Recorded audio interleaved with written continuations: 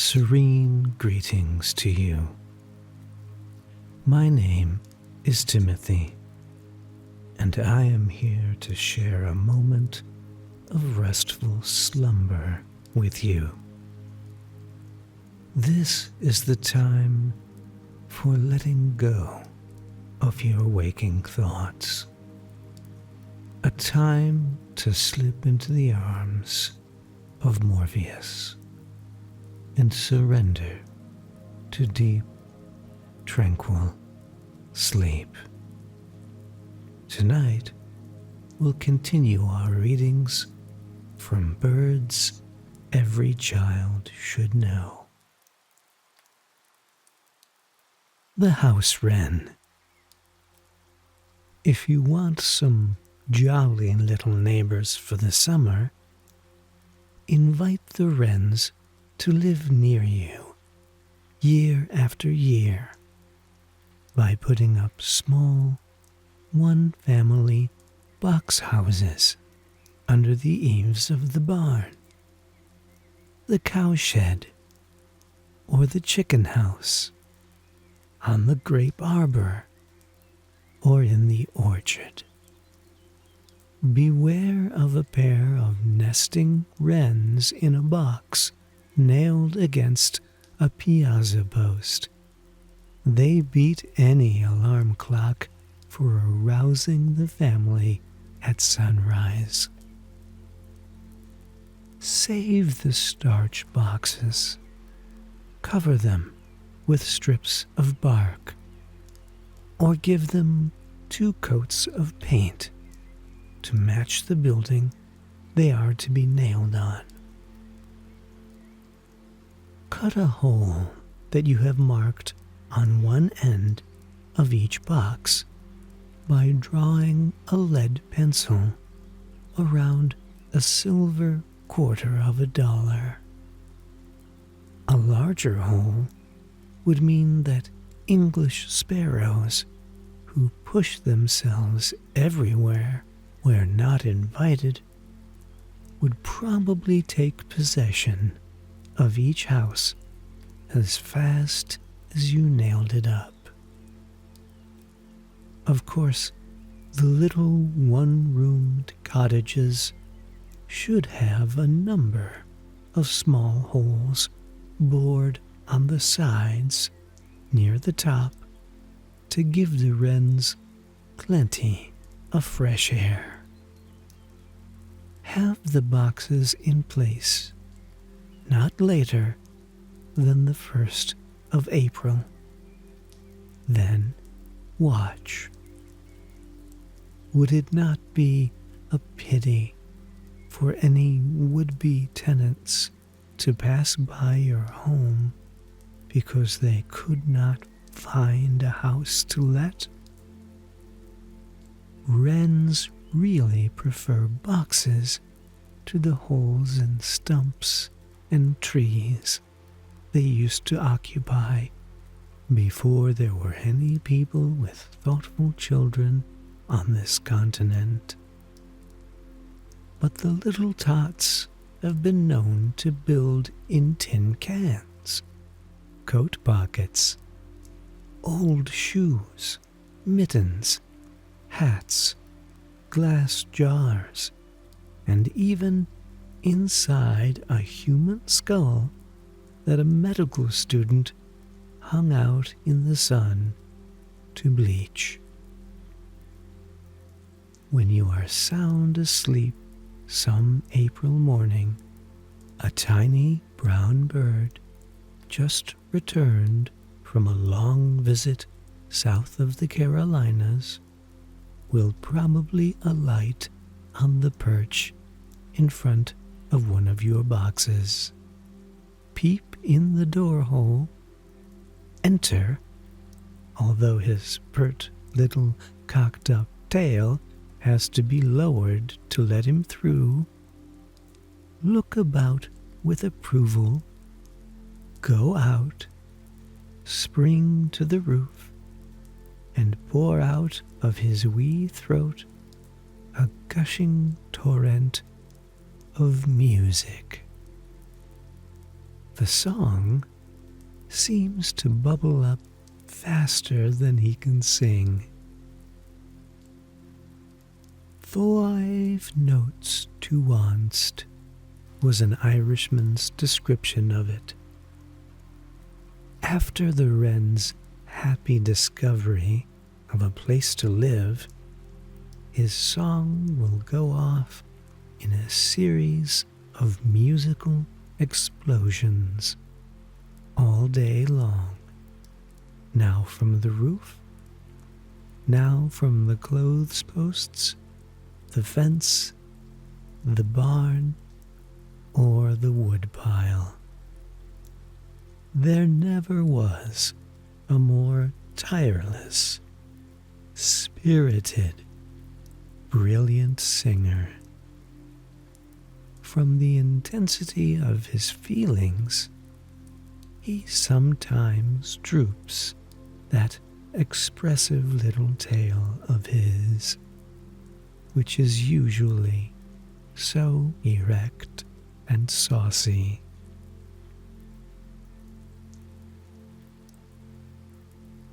With characteristic energy, he frequently begins to carry twigs into the house before he finds a mate. The day little Jenny Wren appears on the scene, how he does sing, dashing off for more twigs, but stopping to sing to her every other minute. He helps furnish the cottage quickly, but of course he overdoes. He carries in more twigs and hay and feathers than the little house can hold, then pulls half of them out again. Jenny gathers too, for she is a bustling housewife and arranges matters with neatness and dispatch. Neither vermin nor dirt will she tolerate within her well-kept home. Everything she does to suit herself pleases her ardent little lover. He applauds her with song. He flies about after her with a nervous desire to protect. He seems beside himself with happiness. Let anyone pass too near his best beloved, and he begins to chatter excitedly. Chit, chit, chit, chit, as much as to say, "Oh, do go away, go quickly. Can't you see how nervous and fidgety you make me?" If you fancy that Jenny Wren, who is patiently sitting on the little pinkish chocolate spotted eggs in the center of her feather bed, is a demure, angelic creature, you have never seen her attack the sparrow nearly twice her size that dares put his impudent head inside her door. Oh, how she flies at him, how she chatters and scolds. What a plucky little shrew she is, after all. Her piercing, chattering, scolding notes are fairly hissed into his ears until he is thankful enough to escape. The Little Brown Wren, from Boy's Book of Rhyme by Clinton Scollard. There's a little brown wren that has built in our tree, and she's scarcely as big as a big bumblebee. She has hollowed a house in the heart of a limb and made the walls tidy and made the floors trim with the down of the crow's foot, with tow and with straw, the coziest dwelling that ever you saw. This little brown wren has the brightest of eyes and a foot of a very diminutive size. Her tail is as trig as the sail of a ship. She's demure, though she walks with a hop and a skip, and her voice, but a flute were more fit than a pen to tell of the voice of the little brown wren. One morning, Sir Sparrow came sauntering by and cast on the wren's house an envious eye. With a strut of bravado and toss of his head, "I'll put in my claim here," the bold fellow said. So straightway he mounted on impudent wing and entered the door without pausing to ring.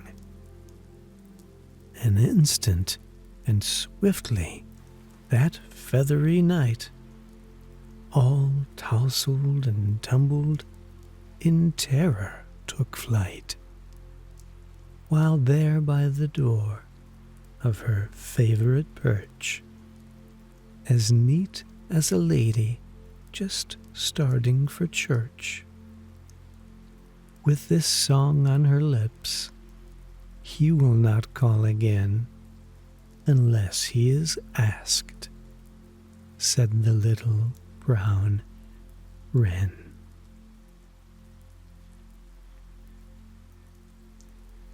If the bluebirds had her courage and hot, quick temper, they would never let the sparrows drive them away from their boxes. Unfortunately, a hole large enough to admit a bluebird will easily admit those grasping monopolists. But Jenny Wren is safe, if she did but know it, in her house with its tiny front door. It is amusing to see a sparrow try to work his shoulders through the small hole of an empty wren house, pushing and kicking madly, but all in vain. What rent do the wrens pay for their little houses? No man is clever enough to estimate the vast numbers of insects on your place that they destroy. They eat nothing else, which is the chief reason why they are so lively and excitable.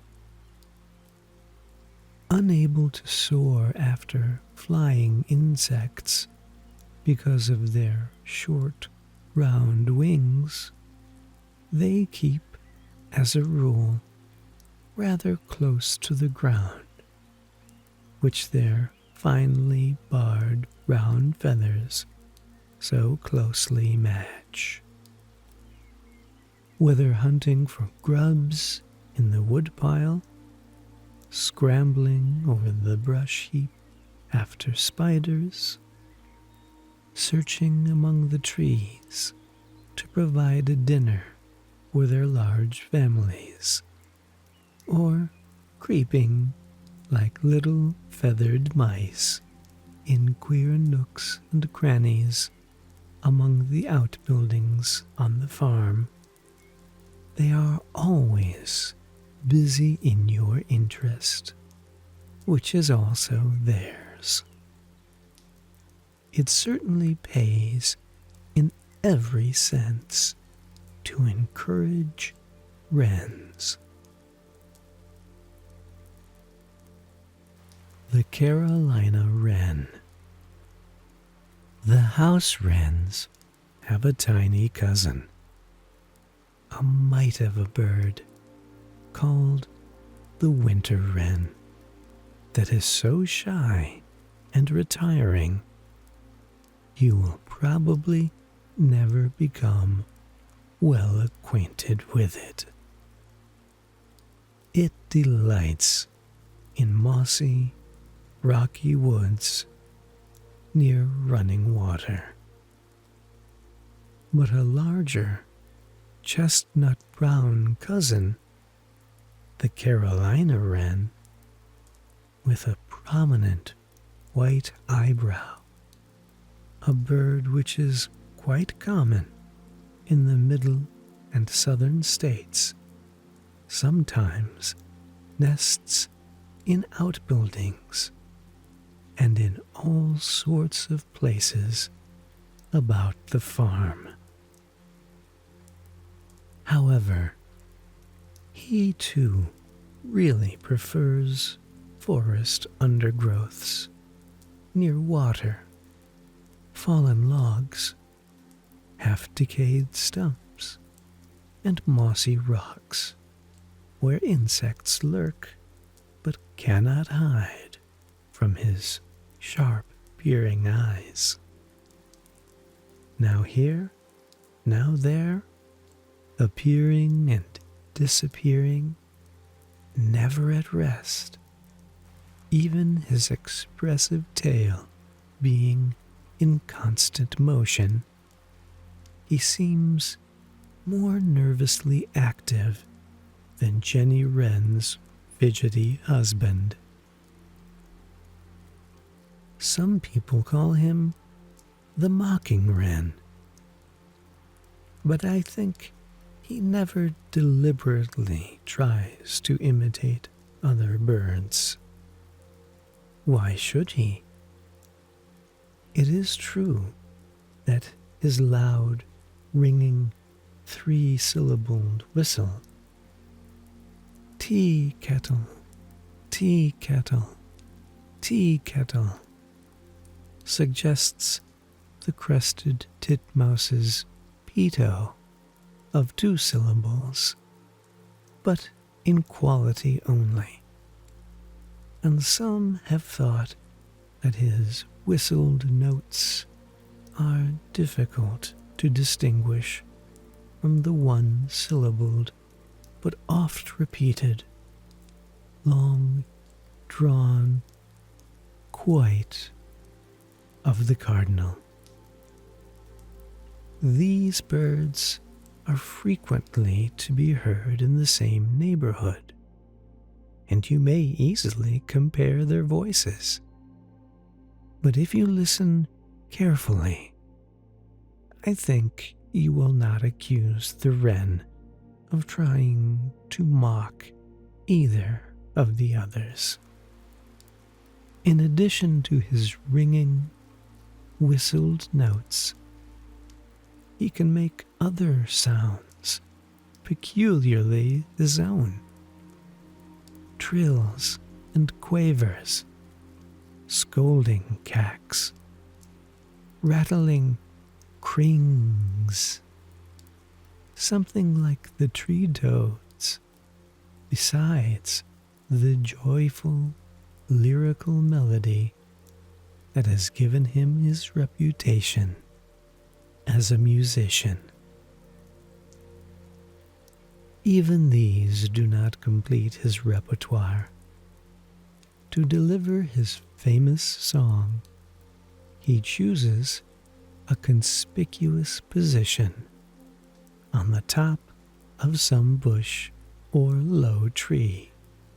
Then, with head uplifted and tail drooping, a favorite posture of all these lively singers, he makes us very glad indeed that we heard him. Happily, he sings almost as many months in the year as the most cheerful bird we have, the song sparrow. The marsh wren.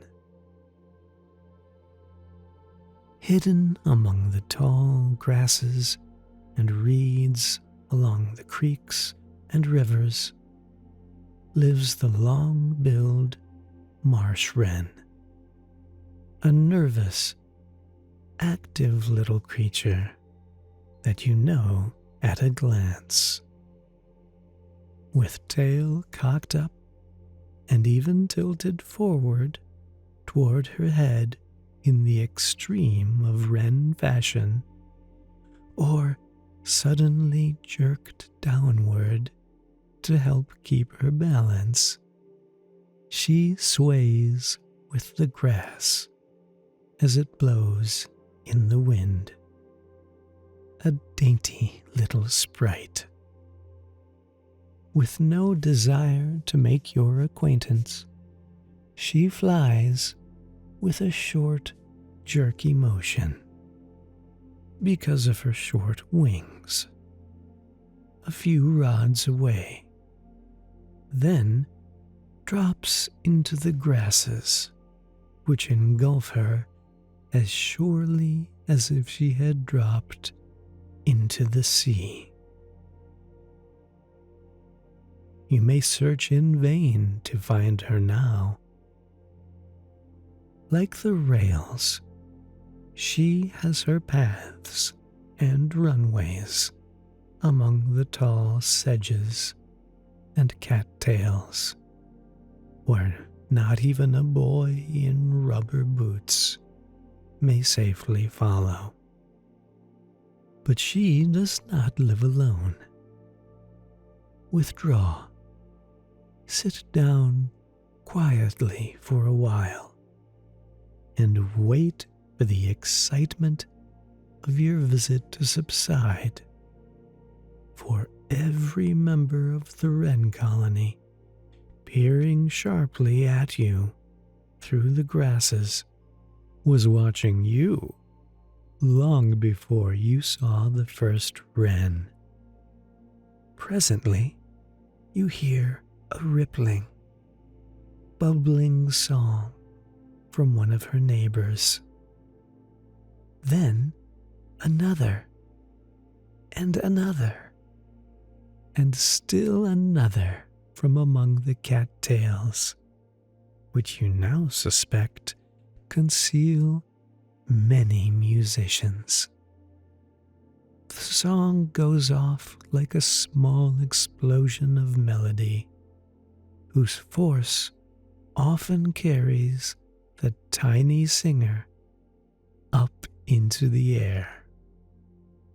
One explosion follows another, and between them there is much wren talk, a scolding chatter that is as great a relief to the bird's nervous energy as the exhaust from its safety valve is to a steam engine.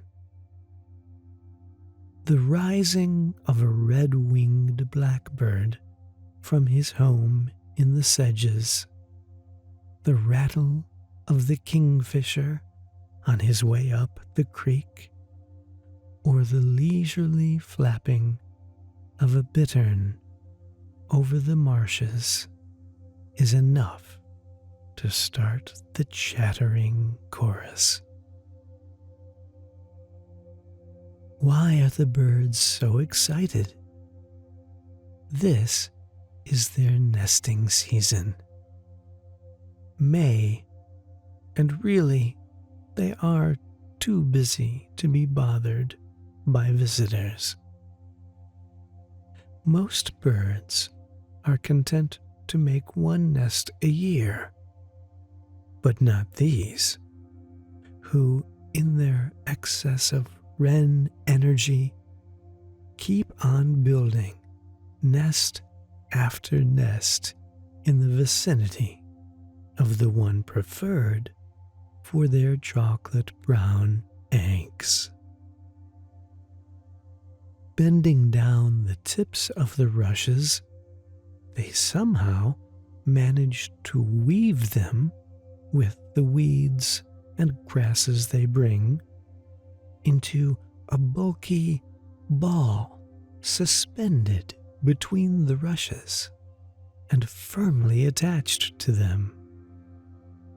In one side of this green grassy globe, they leave an entrance through which to carry the finer grasses for the lining and the down from last season's bursted cattails.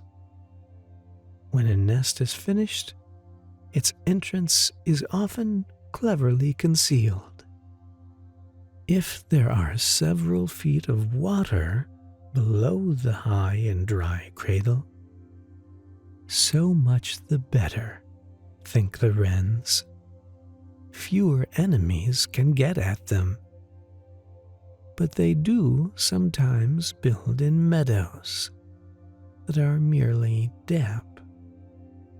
In such meadows, the short-billed marsh wren, a slightly smaller sprite, prefers to live.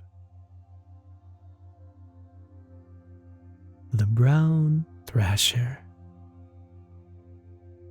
called also brown thrush, long thrush, ground thrush, red thrush, French mockingbird, mavis. People who are not very well acquainted with the birds about them usually mistake the long-tailed brown thrasher for a thrush, because he has a rusty back and a speckled white breast, which they seem to think is an exclusive thrush characteristic, which it certainly is not. The ovenbird and several members of the sparrow tribe, among other birds, have speckled and streaked breasts too. The brown thrasher is considerably larger than a thrush, and his habits are quite different. Watch him nervously twitch his long tail, or work it up and down like one end of a seesaw, or suddenly jerk it up erect while he sits at attention in the thicket, then droop it when, after mounting to a conspicuous perch, he lifts his head to sing, and you will probably guess right the very first time that he is a near relative of the wrens, not a thrush at all. As a little sailor boy once said to me, he carries his telltale on the stern. Like his cousin, the catbird, the brown thrasher likes to live in bushy thickets, overgrown with vines. Here, running over the ground among the fallen leaves, he picks up with his long, slender bill worms, may beetles, and scores of other kinds of insects that, but for him would soon find their way to the garden, orchard, and fields. Yet few farmers ever thank him, because they don't often see him picking up the insects in their cultivated land. They wrongly conclude that he does them no benefit, only mischief, because occasionally he does eat a little fruit. It seems to be a dreadful sin for a fellow in feathers to help himself to a strawberry or a cherry or a little grain now and then, although having eaten quantities of insects that but for him would have destroyed them, who has earned a better right to share of the profits? Do you think the brown thrasher looks any more like a cuckoo than he does like a thrush? Simply because he is nearly as long as the dull, brownish cuckoo, and who has a brown back, though of quite a different tawny shade. Some boys and girls say it is difficult to tell the two birds apart. The cuckoo glides through the air as easily as if he were floating downstream, whereas the thrasher's flight, like the wren's, is tilting, uneven, flapping, and often jerky. If you make good use of your sharp eyes, you will be able to tell many birds by their flight alone. Long before you can see the color of their feathers, the passive cuckoo has no speckles on his light breast, and the yellow-billed cuckoo, at least, has white thumbnail spots on his well-behaved tail, which he never thrashes, twitches, and balances as the active, suspicious thrasher does his. Moreover, the cuckoo's notes sound like a tree toad's rattle, while the thrasher's song a merry peal of music entrances every listener. He seems rather proud of it, to tell the truth, for although at other times he may keep himself concealed among the shrubbery, when about to sing, he chooses a conspicuous perch, as if to attract attention to his truly brilliant performance. The thrasher has been called a ground thrush because it so often chooses to place its nest at the roots of tall weeds in an open field. But a low brush frequently suits it quite as well. Its bulky nest is not a very choice piece of architecture. Twigs, leaves, vine tendrils, and bits of bark form its walls, and the speckled greenish-blue eggs within it are usually laid upon a lining of fine black rootlets.